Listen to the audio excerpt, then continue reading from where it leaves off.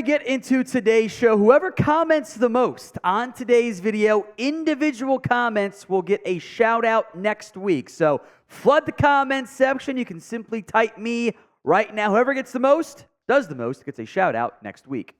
All right, some roster moves. We'll go quick on these, then into the injury news. Kyle Peko has been signed to the active roster. He will take the spot of Jayden Peevy.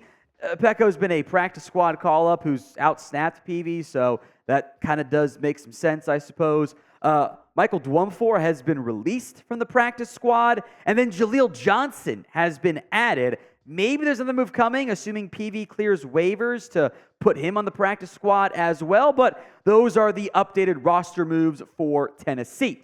Injury news to come, but first, let's continue to grow our Titans YouTube channel. This has been the one that struggled the most here at Chat Sports. Makes me sad. Hit that sub button for more free Titans videos all season long. All right, the notable injury stuff here, quite a bit to unpack. Let's begin with Peter Skoronski, the Titans' first-round pick at left guard. He is likely to miss another week after his appendectomy last week. Now, that can take anywhere from 1 to 4 weeks sometimes to fully recover. So probably not this week, maybe next week. I would assume that Dillon Radunz is the next man up at left guard, which he was clearly better last week. With Skoronski out, Radunz, who, make no mistake, has been a disappointment as a former second-round pick, I thought, again, low bar to clear, had his best game ever as a Titan member of the Titans organization. 53 snaps, 3 hurries, not bad. Really graded out well as a run blocker. Xavier Newman took 12 snaps. Again, this team does not seem to like Dillon Radunz very much. Then Newman got allowed a sack, and they're like, nope, not going to work. The run blocking grade was much higher for Dillon Radunz. I will say the Chargers' run defense is not good, and I think that's a big reason why they all graded out so well up front along the offensive line. But I do think Radunz pretty clearly is your next best option at left guard with Skoronski currently banged up. So what is your confidence level in the Titans' offensive line?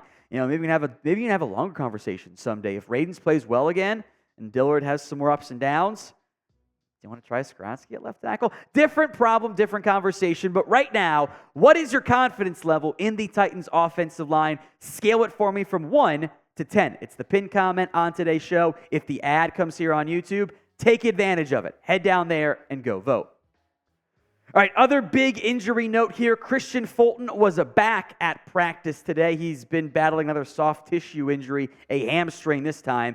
That is a good sign for the Tennessee Titans. They certainly need and want Fulton out there. He'll have a chance to help shut down honestly, if we're being objective, I still think this Titans team can be really good in the secondary. They have young talent, Fulton, Murphy Bunting, Roger McCreary.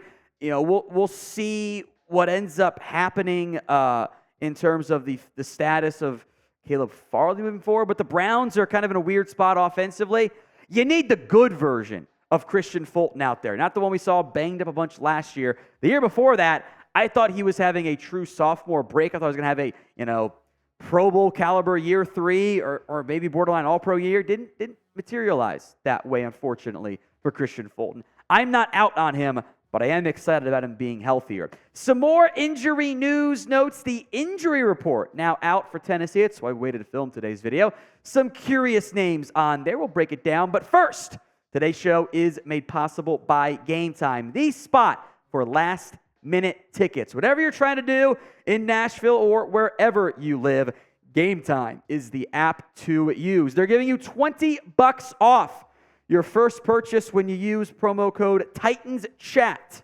When you download the app at gametime.co, create an account, and use that code, you can find tickets to whatever you're trying to find. You don't have to plan months in advance. Game Time has deals on tickets right up to the day of the event. They've got flash deals. You can kind of see one over there underneath the Bengals Titans, which not too bad on the prices there. We'll see how those ebb and flow, depending on the Joe Burrow injury severity there. You can also get good views of what your seat actually is. Kind of a live photo. That's what it looks like right there. You take your phone, move it left, right, up, down. You'll actually see what's around you to know exactly what you're getting. Redeem code TitansChat for $20 off your first purchase. Create your account, hit the profile in the bottom right corner of the app, and then go to redeem code TitansChat, $20 off your first purchase.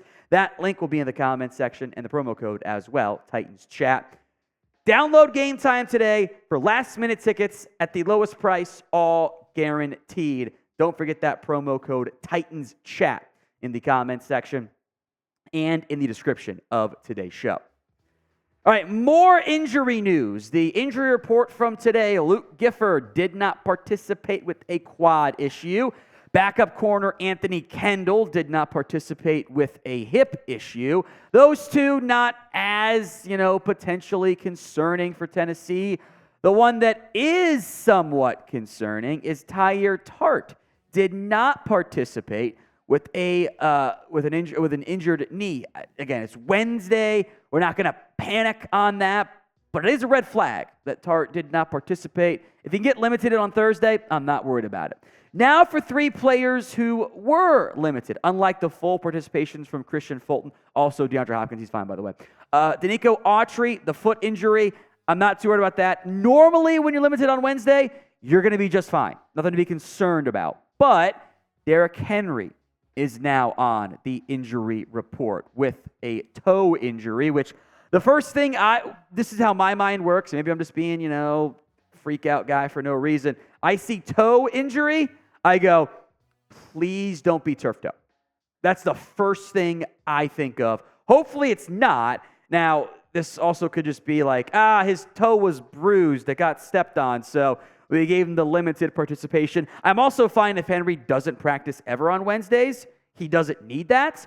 But that's worth monitoring, and maybe we'll get some updates from, probably not from Mike Vrabel, knowing how he tends to operate. But I'll keep an eye on that one. Harold Landry, also with a hamstring injury. I'm not too worried about that one because, again, limited on Wednesday normally means you're good to go unless you tweak something during the practice, which I hope is not the case. We'll keep an eye on that Thursday injury report for you guys. One more player seemingly set to return is Amani Hooker, a full participant at practice again today on Wednesday as he recovers from that concussion. That's a boost to a Titans secondary that we've seen Deshaun Watson make some bad throws, could be primed for some interceptions. Kevin Byard's awesome. I still like Elijah Molden, but when you get Amani Hooker back out there, now you're taking Mike Brown back to safety 4, and you can do more of the fun 3 safety looks. You can have Kevin Byard out there, Amani Hooker, and Elijah Molden. You can really make sure you're not actually playing Trey Avery snaps that matter. I will make note, I did not think Mike Brown was bad in week 2. Thought he actually held up pretty well for like the 20-odd snaps he played in that one, but I'd rather have the better player out there. All right, one rumor for you guys today. How about signing Jarvis Landry?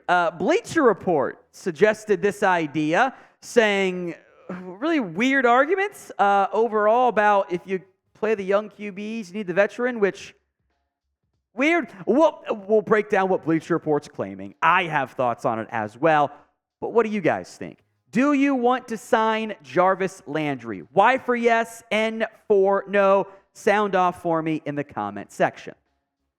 All right, here's the pitch from Bleacher Report, with the basis being, well, they could bench Ryan Tannehill at some point and play Malik Willis or Will Levis. Therefore, quote, if the Titans do make a switch under center at some point, they need to surround their young quarterback with as much talent as possible. Jarvis Landry is a veteran slot option who isn't afraid to do the dirty work and be a positive influence on young receivers Treylon Burks and Kyle Phillips. The quarterback part makes no sense. I see that argument a lot of, you got to have your young talent, you got to have your quarterback have young talent around him. You need your quarterback to have talent no matter what. That's just how football works, man. I don't get it. By the way, Jarvis Landry's cooked. I'll say it. I don't think he has anything left in the tank. You have DeAndre Hopkins. You have Treylon Burks. You're going to get Kyle Phillips back in some point in the near future, in theory. Look at what Jarvis Landry has done the past 4 years. You show regression in the dictionary, or you Google it because it's 2023, a picture of this exact screenshot comes up. It's this. Fewer yards, fewer catches, fewer yards per catch, fewer touchdowns. Straight downward regression. It's really not that difficult to handle. He does not have it anymore.